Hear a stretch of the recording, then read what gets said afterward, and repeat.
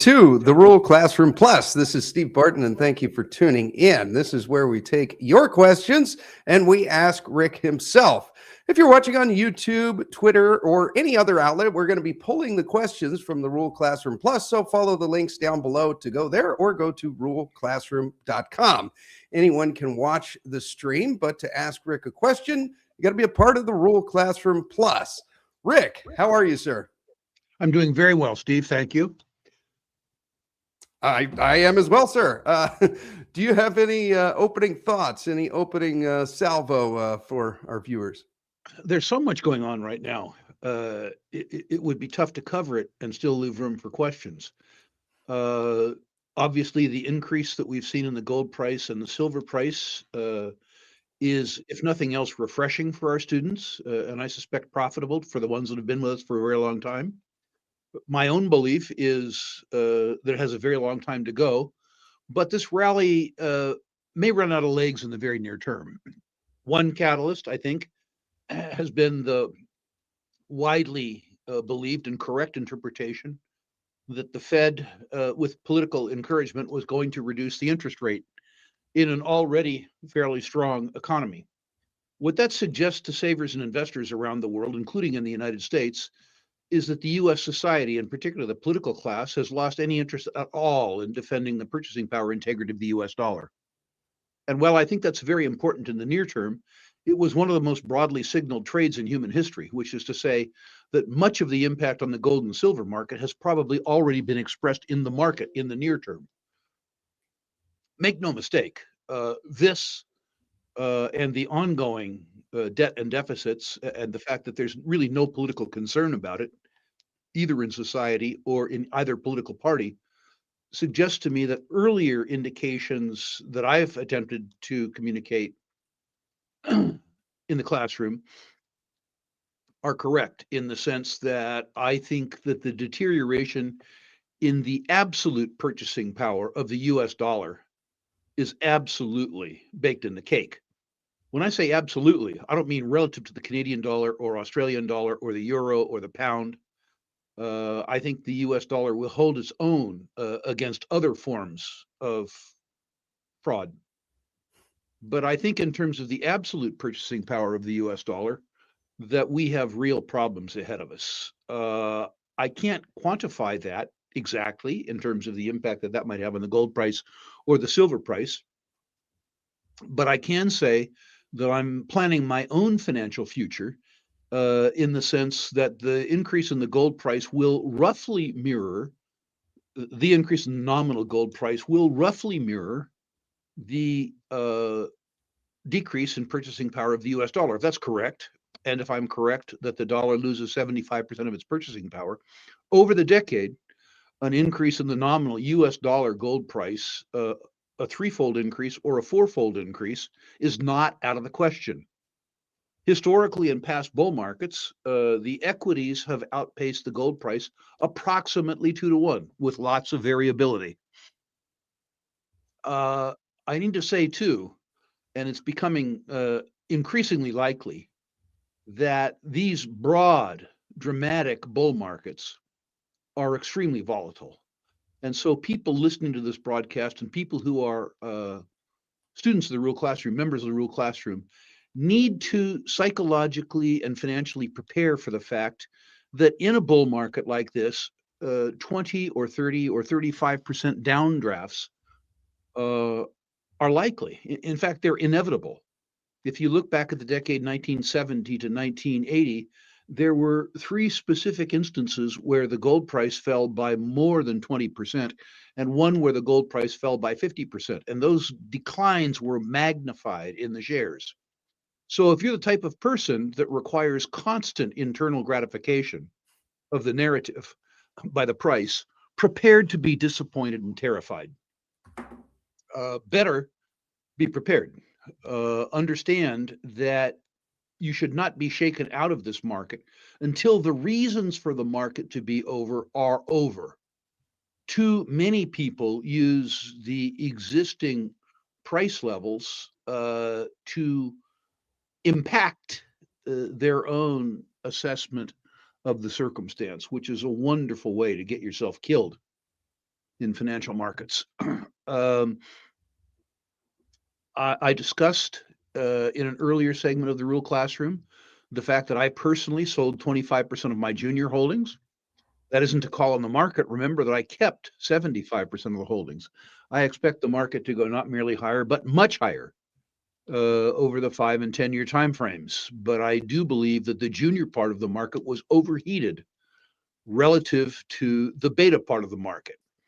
I also found that by selling 25% of my junior positions, I could recoup all of my capital investment in the sector and pay capital gains tax on that recoupment while keeping 75% of the upside. In other words, by selling 25% of the upside, I eliminated my downside and I preserved 75% of the upside.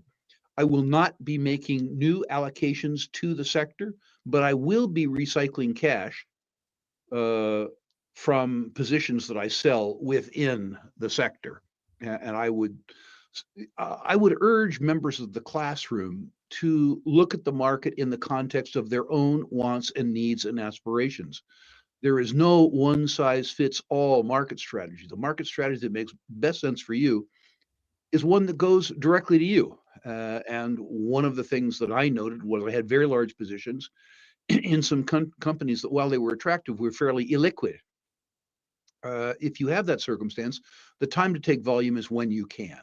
And the market gave me that volume and I took the volume.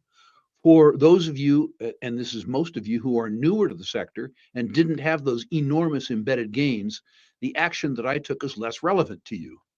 I am likely over-invested in natural resources, particularly given my large shareholding in Sprott Inc. and my historical positions in very large natural resource companies. So for most of you who have a less dramatic proportion of your net worth tied up in the natural resource space and who don't have the same extraordinarily low cost basis as I, the action that I took 8 weeks ago is probably less appropriate to you than it was to me. But I wanted to disclose it and I wanted to talk about my reasons for doing it. I continue to believe that despite the fact that a lot of my speculative money has been made over 40 years in private placement markets, that the terms available to us in private placements are hopelessly stupid right now. And I'm buying on-market transactions rather than private placements. If the terms someday reward shareholders for the risks they're asked to take, I'll come back into the private placement market. And I should give specific reference to 3 recently private placed bonds in the silver market. The silver industry, at least 3 companies in the silver industry, were able to attract $1 billion on terms that were ridiculously attractive. Congratulations to the management team who took the dumb money that was on offer. It says a lot about the fact that the industry, however, is not underfunded, and that the institutional investors who, I guess, funded those bonds are, let's just say that they're not students at the Real Classroom. Those pricing levels were absolutely extraordinary. I'm not trying to say that the silver price won't go higher and they won't make money. I'm just trying to say that on a probabilistic basis, risk versus reward, those were prices that favored the issuer rather than the investor. Congratulations to folks like Keith Neumeyer who took the money. Okay. And I guess that's about enough, Steve, in terms of All right, we'll try to chat GPT Steve. Well, you know what? One more thing.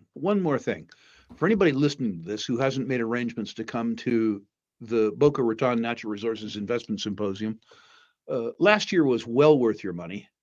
And this coming year is shaping up to be absolutely spectacular. We're well ahead of last year in terms of attendance. We're well ahead of last year in terms of program development, well ahead of last year in terms of attracting high quality exhibitors. Last show was a spectacular show. I was delighted by it. Steve, I assume you were.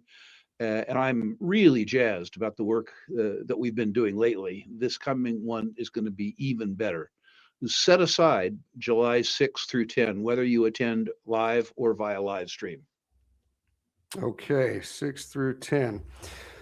All right. In summary, gold and silver are up. In the near term, you could see some weakness, but they have a long way to go in this precious metals bull market. Part of that is probably because the Fed continues to lower interest rates, although on the surface, things look all fine and dandy. Why would they be lowering interest if the economy is going to have a good time? Looks like they might be introducing a little bit of QE. The US dollar is probably going to perform better than other currencies, but its purchasing power will continue to decline. If we follow the 1970s, we're probably going to lose 75% of our purchasing power over the next 10 years.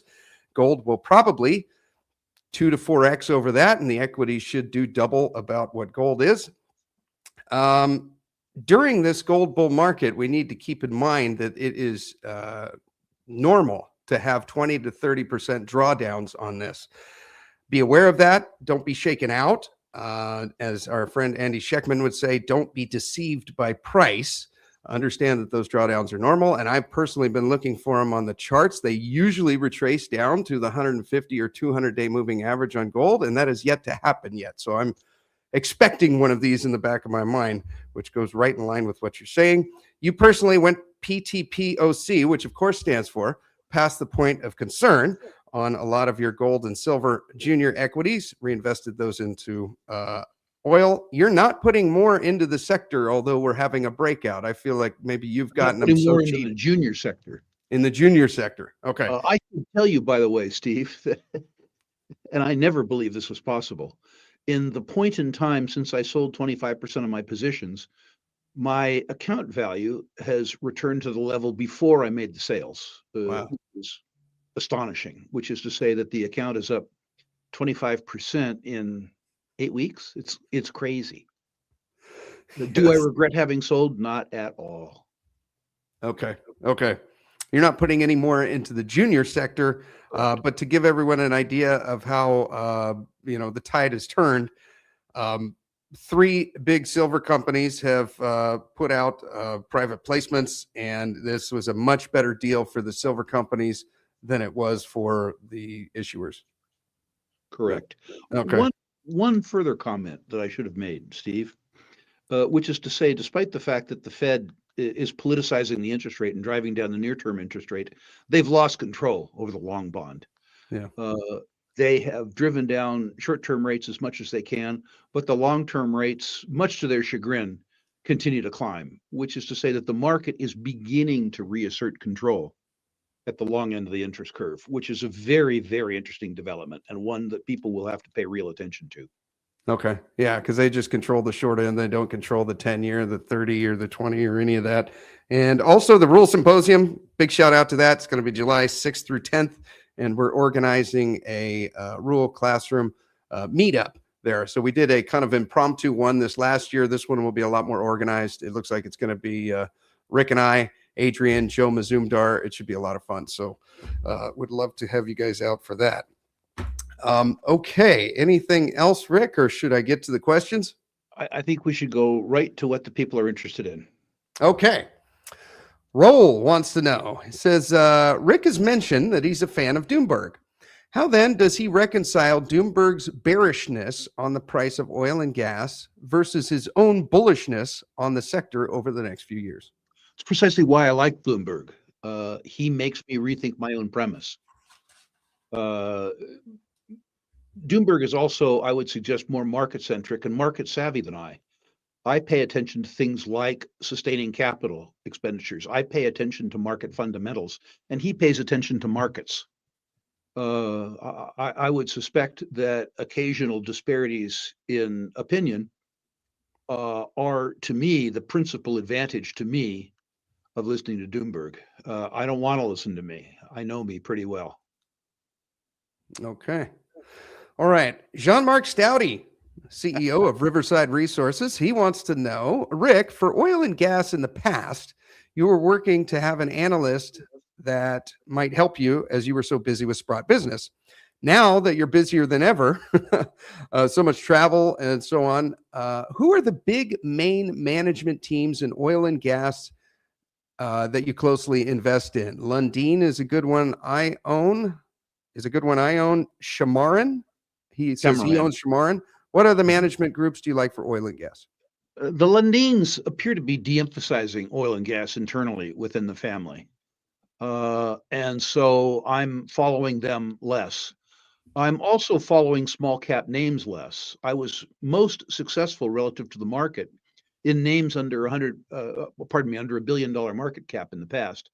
But the sector is so out of favor that I can buy the biggest and the best right now. In other words, I can concentrate on beta and not have to worry about alpha. In fact, when I do desktop reviews of 500 million or $1 billion companies, and I benchmark them against Exxon, while the smaller ones have more torque and may be selling at slightly greater discounts, the truth is when I juxtapose risk to reward, I'm drawn back to the bigger companies. For me, by the way, those big companies have names. I am concentrating on Exxon, the biggest name, which I believe is selling at 60% of NAV, and I believe that NAV triples. I like triples at a 40% discount. That's attractive to me. I own a bit of Chevron because I think they have a lot of leverage in the refining and marketing operation. I think the acquisition of Hess positions them fairly well. I own more than a bit of Occidental Petroleum because I like the development pipeline, buying Anadarko, consolidating those interests in the Permian Basin. I think gives them the greatest inventory of undrilled Class A locations relative to market cap in the industry, albeit that is a challenge balance sheet. People need to understand they're taking balance sheet risk with Exxon. Up in Canada, where I get companies cheaper, but I incur larger political risks. I own Suncor, which is a fairly new name for me. I own Canadian Natural, which is in effect a closed-end fund on the Canadian oil space. They're part of everything. It's a Hail Mary. You own the whole thing. I own ARC, which I consider to be the best-run mid-cap oil company on the planet. I own Freehold Royalty. I own Prairie Sky, which is a great class of assets thus far underperforming. I own Tourmaline, superb company. I own Peyto and I own Birchcliff. So I hope rather than answering Jean-Marc's question elliptically, I answered it directly. Yeah, that's pretty good. Okay, you're going big names, not bothering with the small ones. Exxon, Not yet. Chevron, Occidental, Yep. and then Canada, Suncor, Canadian Natural Resources, ARC, Freehold, Prairie Sky, Tourmaline, Peyto, and Birch Cliff. Moving on to gold developers, who is about to turn into a producer here. Daniel wants to know your opinion on Rio 2's recent acquisition. I think it was intelligent. I think Rio 2 has, I think they're developing a franchise around taking on assets that other people can't run and bringing them either to production or de-risking them enough that they can be sold. Note in the context of that answer, I'm a very large and long-term Rio 2 investor, so there's quite a bit of bias built into that answer.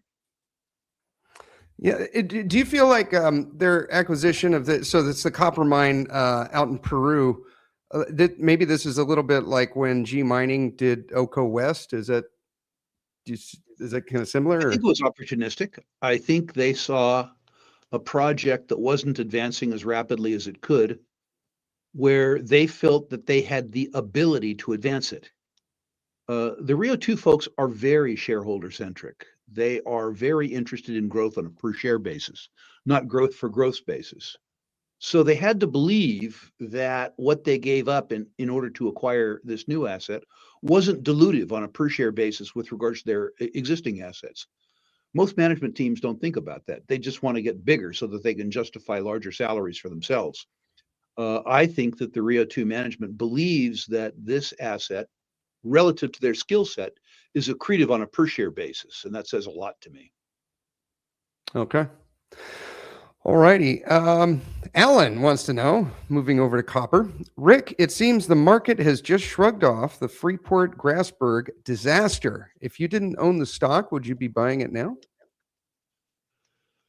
I probably would, although you're taking a lot of risk with Freeport and, by the way, with Ivanhoe about the technical aspects for the failure. Think about doing a block cave underneath a big open pit in an area where on occasion you get 10 meters of rain a year, which is to say 40 feet. There's a big hole above you that stores that water, and the water wants to come out at the bottom. In addition, this block cave is in a seismically very active area. So there are challenges around Freeport that I think people need to understand. I would describe Freeport, despite its size, as being speculative, a good speculation. I own a lot of it. I'm past the point of no concern in it, but I'm not trying to say it's riskless. There was a circumstance, for those who don't understand this conversation, there was a circumstance a few months ago where they had a catastrophic mudslide, where 80,000 metric tons of mud flooded the underground workings, destroyed them, and by the way, killed 4 workers. The cleanup and the reorganization of the mine in a way to attempt to make sure that this doesn't happen again, and the regulatory scrutiny that this will put Freeport under, is a real challenge. In past times, the Indonesian government has used hiccups in the operation to increase the interests of Indonesians and the Indonesian government of the mine. And so this adds a new element of political risk too. You brought it up, Ivanhoe. Right. I put in a limit order for that today. Ironically, hasn't yet filled. What? How? Any new developments there on their failure at their mine? Ivanhoe's very cheap, but it's very cheap for a recognizable reason. A lot of their future is predicated on Kukula and their brand new smelter. The brand new smelter will work extraordinarily well, provided you can put enough rock through it. The smelter accomplishes 3 goals. It meets the Congolese government's goal for more beneficiation of resource in the Congo. And Ivanhoe's the first company that's had the courage to spend $1 billion on processing in Congo. It also goes a long way to monetizing Robert Friedland's very aggressive early investment in the Inga hydroelectric project. He's going to generate low-cost hydro for the rest of his life, but he needs to sell it. You can't generate that hydro for the purpose of retail sales in Southeast Congo because there's nobody has any money. Utilizing that electricity through the smelter is a way to monetize a $250 million investment in Inga. And it also really reduces the transportation costs that Ivanhoe faces. They formerly have shipped concentrate by truck 1,500 miles to the coast where they sold the concentrate. That's extremely expensive. What they'll be selling now, rather than concentrate, is they'll be selling copper. And shipping a high-value product as opposed to a low-value product really reduces the shipping costs. The risk that we're running, Steve, is the seismic event that we had underground at Kukula. If you have a roof fail, that's one thing. But if you have a pillar fail, pillar crush, what that means is that both the new mining operations that you do, which is to say you have to mine much less aggressively, and the remediation operation, the fact that you have to support the existing pillars with material that you had on a pad, is very expensive. And we don't know what the answer to that was. My nervousness, given the rate of the water encroachment, which is to say the fail that we experienced with regards to the pumps, suggests that this may have been pillar crushing, a pillar failure, and that'll take longer to resolve. There also is a reporting discrepancy between the way Ivanhoe describes the problem and the way Zijin describes the problem. A cynic, I've been accused of being cynical, might say that the discrepancy in reporting has to do with the fact that Zijin doesn't have to worry as much about outside shareholders because their source of funding is more central in China, and opinion is much more important to Ivanhoe than it is to Zijin, although that is admittedly a cynical point of view. I should note for people, I'm a very large Ivanhoe shareholder, and despite the fact that I'm not buying more, it is an immodest proportion of my net worth. Okay. You got a long history with Robert. I do. Okay, let's okay, Hagen. What's up, Hagen? Good to see you. If Rick had an opportunity to catch up with the Kazatomprom revised management team, what's your current assessment and rating? Well, that would depend on what the outcome of that interview was. The people who were my best sources of information at Kazatomprom are no longer employed by Kazatomprom. Ostensibly, they resigned. One wonders why. En masse, they resigned. I'm concerned in Kazatomprom by, I'll be charitable and say the slow startup of Inkai, which was the lowest cost major uranium mine in the world. I'm concerned about the direction of Kazakh politics around Kazatomprom, although that may ultimately benefit Kazatomprom. But the truth is that the Kazatomprom that I was attracted to is not a Kazatomprom that doesn't exist anymore.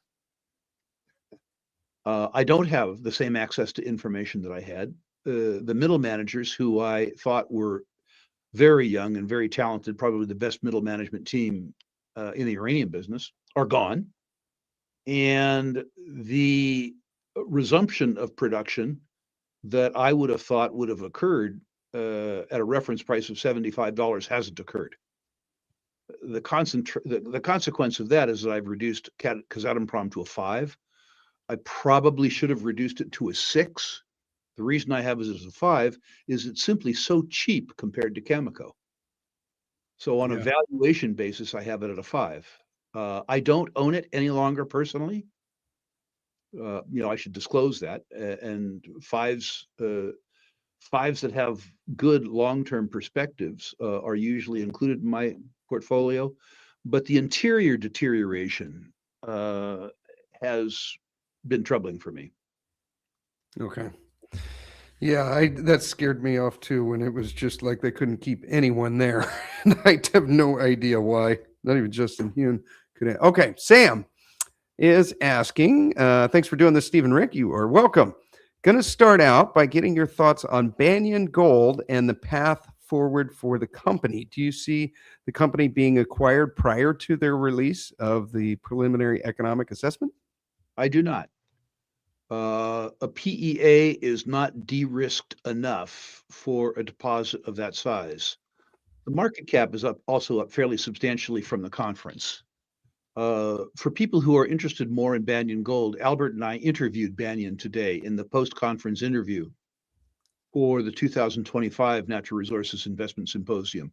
When Albert has that interview edited, which I suspect will take a week, you will find it on YouTube at the Rule Investment Media channel, and I would encourage people interested in Banyan to listen to it. But I thought Tara Christie acquitted herself very well in the interview today. She talked about the fact that in all categories of resource, there's in excess of 7 million ounces there. She talked about the fact that exploration, well, the drilling is doing two things: moving material from inferred to measured and indicated, and also growing the size of the deposit, while at the same time increasing how a deposit model might look. She pointed out that in large deposits like this, increases in the gold price are unusually useful because those increases are amortized simply over more ounces. And she talked about the fact that some of the impediments which plagued the company a year ago are gone. The bankruptcy of the adjacent Victoria mine had a couple of consequences. One was the necessity for an operating resolution with regards to that mine. The second was that Victoria owned 8% of Banyan, and that stock was going to come on the market. The third was that Victoria owned 25% of the deposit. And Terra has succeeded in prying the 8.7% of Banyan that was owned by Victoria out of Victoria and into the market. That part's done. And she used the bankruptcy of Victoria to complete a deal with the trustees to increase her ownership and her deposit to 100% from 75%. I believe it's highly likely that Victoria will emerge from bankruptcy with a new owner fairly soon, which is attractive. And Tara pointed out that probably 20 potential parties, when they went to look at Victoria, had to drive across Banyan to get there, which increased the familiarity with Banyan. Uh, Speculative to be sure. You're up pretty close to where Santa Claus is reputed to live. A large deposit, but a large deposit in a place where winter's a real thing. Good infrastructure in place, as she points out. Really, really, really benefited by the stronger gold price. And I think she's a top quality young CEO. I think this young woman's going places. But don't confuse this thing yet with Agnico Eagle. Okay. All right. Sounds good as a shareholder. Chris wants to know any thoughts on B2 Gold. Seems to be lagging its peers quite significantly. The easiest response I can give is I'm bid in B2. Your observation is correct. It's cheap. It may be cheap for a reason. That is to say, despite the fact that they've announced technical completion of their new mine, that mine was way, way, way over budget.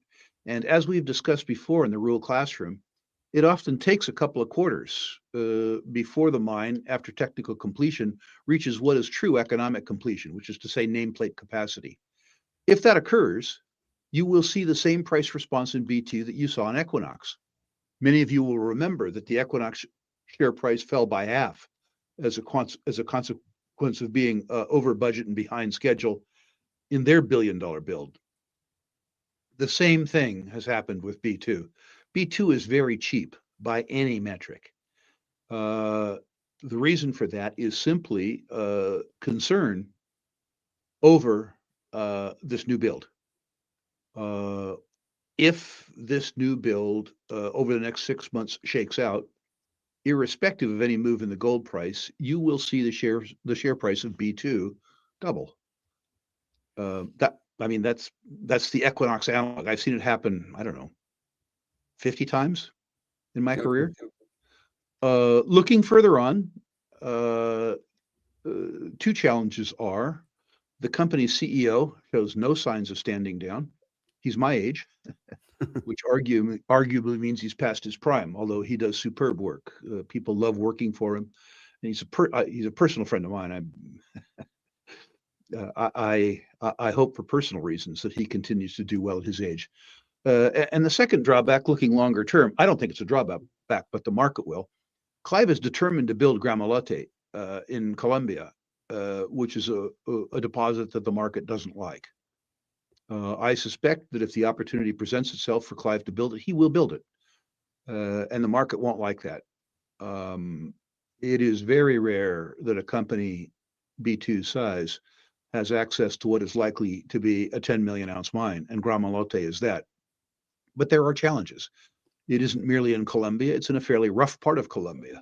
And the upfront capital costs of Gramalote will be higher than the upfront capital costs were in their recent attempt, which was, of course, behind schedule and over budget. So there will be challenges.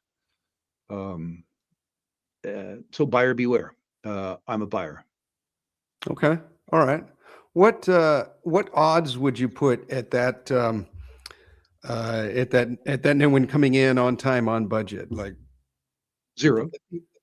Oh, 0. Okay. Yeah. So 0. it won't. Right. No reflection on B2. We're in a point in time where, with the exception of capital goods, things like mills and crushers, capital costs are subject to ugly, ugly, ugly inflation. Okay. We are at a point in time where the $7 billion porphyry build becomes an $8.5 billion build, which then becomes a $10 billion build, which becomes a $12 billion build. We're in the part of the part of the capital expansion cycle where while inflation helps us in terms of product prices, it hurts us in terms of capital intensity. Okay. All righty. Han wants to know, hi, Rick, could you please comment on permitting issues facing Meteoric and Veritas mining? From your experience, do situations like this typically get resolved over time? The answer to the second part of the question is yes, but the problems are real. In the caldera, we are now reportedly facing opposition from Oxfam. For those of you who don't know what Oxfam is, it's a very large British charity that's in the business of promoting poverty and famine. They're extremely effective at it, and they will be an interesting challenge to overcome. On our side is the fact that the mining industry in Para State in the Carajás region is a long-established industry. Most of the economy of that region is mining. The mining industry is well known. The companies have been doing, at least, Meteoric, the pioneer in the region, has been doing a very good job with regards to community relations. And they have very, very, very recently completed the pilot plant. So as opposed to talking about community employment from mining, they're delivering it. And rather than talk about the prospective nature of the rare earths product that they will be able to sell to industry, they're shipping at a very small scale, but I think that's useful. My point on Meteoric for a long time has been consistent, which is to say that I see 3 deposits in the world which have the potential to be competitive with the Chinese and have the potential to be able to provide feedstock to non-Chinese processing infrastructure, which could be built in various places, but likely will be built in Louisiana. It has scarcity value. It is a deposit, not just on the meteoric side. Well, yes, just on the meteoric side, but it's larger than the meteoric side. It's a deposit where the in situ value of reserves and resources at today's commodity prices exceed $10 billion. And it's a deposit where, if the preliminary technical work is correct, would be in the lowest cost quartile worldwide and have be in the top quartile in terms of return on capital employed worldwide. It is a project that likely will not mature for 3 to 5 years, so it isn't suitable for a trader. It's a deposit that still has substantial risk. I looked not too long ago at the little memo I wrote to myself when I bought it. And I told myself that I had to be prepared to wait 5 to 7 years. This was 2 years ago. And that I would likely achieve a 10 to 20-fold upside or a 50% downside. And not much has changed. That's a good bet to place. In the long run, you win. I wish I could make 10 of those disaggregated. Right? Yeah. So Oxfam, I've never heard of that, but it sounds like kind of an Earth Firster type group that just tries to grenade. Much more effective than Earth First. Okay. It's called Oxford Famine Relief. It's been around for a very long time. It used to be a conventional aid organization looking after people primarily in emerging markets that had suffered through catastrophe. It advanced, if that's the right phrase, to being a leftist organization with access to large amounts of private and government funding that is anti-development on a global basis. They look very, very much forward to making everyone on Earth equally poor. Yeah. Okay. I had the good fortune 3 years ago at the Future of Mining conference in London to be walking down the High Street in Islington in North London and come upon an Oxfam store. And I took it upon myself to go in the store and ask them what their business was and what they supported, and engage in a very frank dialogue with the employees of the store who knew really nothing about the mission of the mission of the organization. And while I don't think I changed the world, it was probably a better use of my time than going to a pub. That's awesome. Hopefully they got Got something out of that. Okay, Nate wants to know. Hi, would love to hear your first impression of Visla's recent feasibility study on the Panuco project. Yeah. Panuco. The 7-month estimated payback period seems very nice. It is likely that that mine, like all mines, will come in over budget. You also need to look at the fact that they're a ways away from permitting. So the net present value that they talk about is a net present value from the time they build it, not from now. So before you begin to really price that thing, you need to understand that 2 or 3 years will unfold. That being said, that deposit is almost fictionally good. And I don't mean to suggest that the study is fiction either. I mean, it is insanely, insanely robust. You will note too that that study didn't incorporate $60 silver prices. If you assume that this price will hold or in fact increase, that deposit gets even better. And better yet, they really understand the orogenesis, the origin of that deposit and the geology. So what you see in terms of ounces is not what you're going to get. Um, that was reflected in the pricing of their recent bond issue, which was to be charitable for a non-revenue generating company, very generous. The company now has more than enough capital to build the project. They are going to have to wait on permitting, which with the current president of Mexico will be a torturous exercise. But this mine is a jewel box. Okay.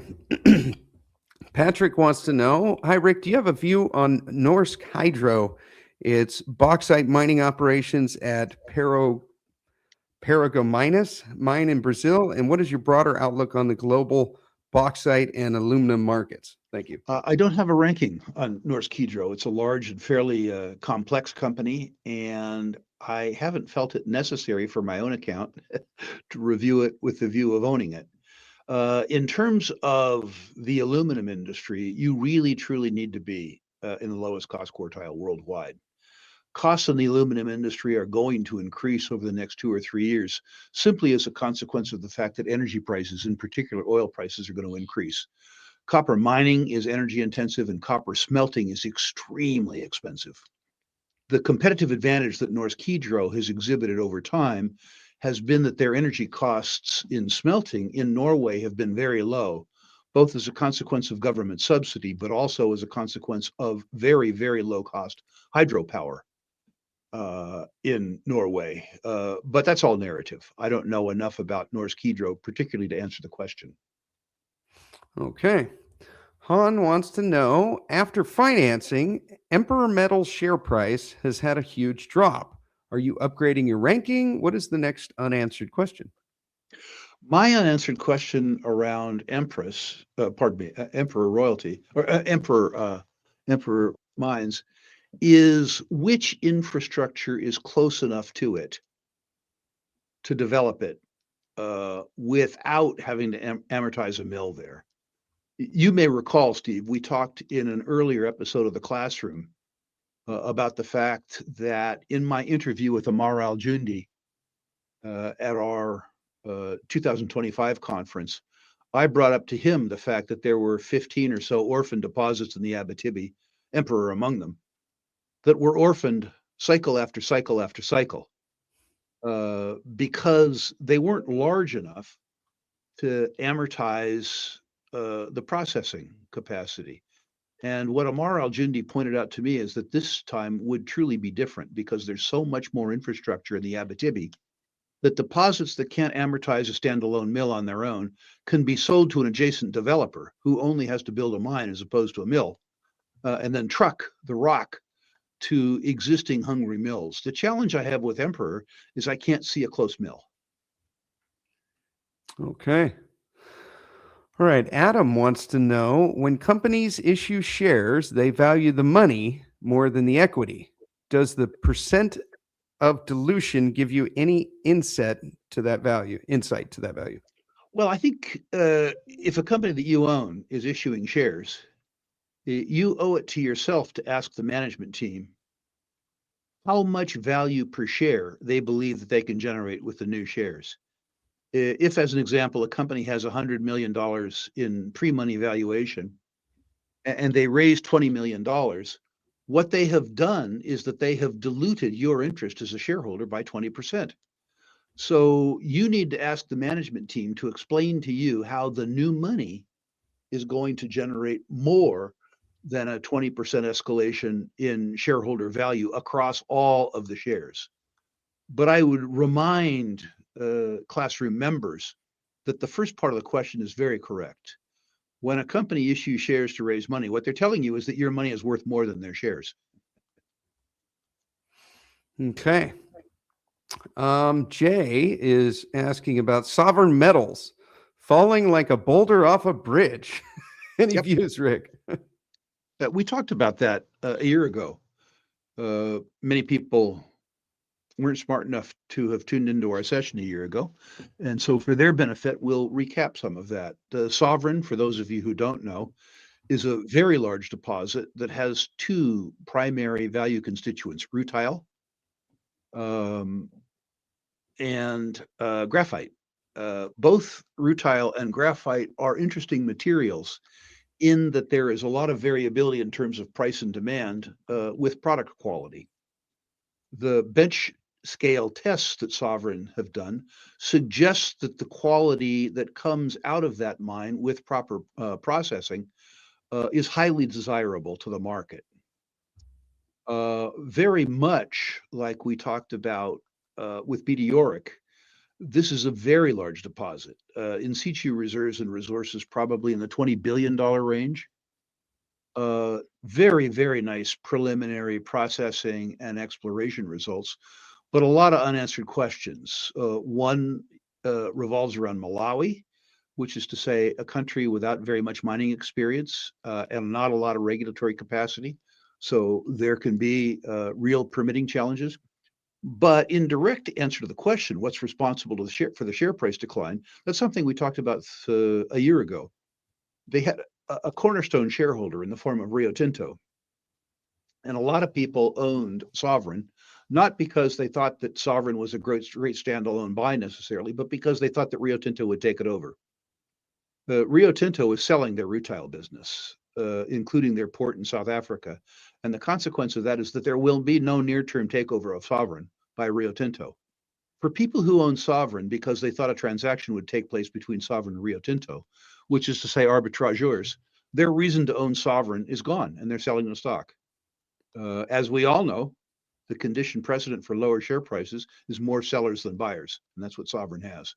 I am a buyer. Okay. Tells you what you need to know there, Jay. And Jamie is asking, okay, I've been getting questions on this company for over a year. Please comment on graphene, specifically hydrograph, whose patented manufacturing process yields reliably pristine graphene that's one atom thick. Have you heard of this company? Any thoughts on graphene? Yeah. My former colleague at Sprott, Kevin Bambro, is sort of the voice behind this company. He's been an extremely effective promoter. I need to start off by saying I don't invest in process and technology because I don't understand it. I invest in reserves and resources. And so you are going to need a different commentator than I about the efficacy of this technology and the economics of this technology. I don't own hydrographene because I don't know how to value it. Okay. All right. Antia wants to know, hi, Stephen, Rick, what are Rick's thoughts on Rio Tinto? Their focus on lithium and decarbonization do not appear very shareholder friendly. I would agree with that assessment. I like Rio Tinto, but the part of Rio Tinto I like is the iron business and the copper business. They have one very high quality lithium asset in the company, that's Jadar, but there are political challenges to developing it. The rest of the lithium assets that they have are high quality rather than very high quality. And I don't think the carnage in lithium is done. On a global basis, when we went looking for lithium, we discovered 150 lithium deposits. About 5 will make it into production. The problem that we had in lithium wasn't lithium supply, but rather processing and beneficiation capabilities. And the Chinese have taken care of that in the last 5 years. We have plenty now of processing capabilities. To further complicate things, a few little tiny companies, Berkshire Hathaway, Chevron, Occidental, and Exxon, are all investing in direct lithium extraction technology. If that works, which is to say, if you can commercially extract waste lithium from waste saltwater brines, from geothermal and oil and gas exploration, the hard rock lithium business gets really, really challenging. But will that derail Rio Tinto? No. It would, if it occurred, cause a write down of between 5 and 10% of their total assets. Despite the fancy that some institutional investors have taken to electric metals, the only electric metal that really matters to Rio Tinto is copper. Okay. Getting close to the hour here. So if you guys are watching on YouTube, Twitter, or any other outlet, we're pulling the questions from the Rural Classroom Plus. So follow the links down below or go to ruralclassroom.com. Anyone can watch, but to ask a question, you got to be a member of the Rural Classroom Plus. Patrick wants to know, hi, Rick, when you talked about the need for increased future capital in oil and gas, do you have any view beyond E&P, or do you see attractive opportunities in the broader value chain? For example, are you looking at names leveraged to future CapEx like pipe and equipment suppliers, example like Gradia, NOV, or Tenaris, or data seismic opportunities such as TGS? My prior success in supply and services in the oil and gas business is about average. And so, as a consequence of that, I don't think that my advice with regards to that gives anybody any durable competitive advantage. My suspicion is that when the capital investment cycle returns to the oil and gas business, it's going to return really, truly in earnest. In particular, a peaking of activity in the Permian Basin will allow increased advantage in E&P and also E&P offshore, which will benefit, I think, the broader service community. But I'm not the right guy to talk to about who might benefit and how that benefit might be distributed. Okay, that's an authentic answer.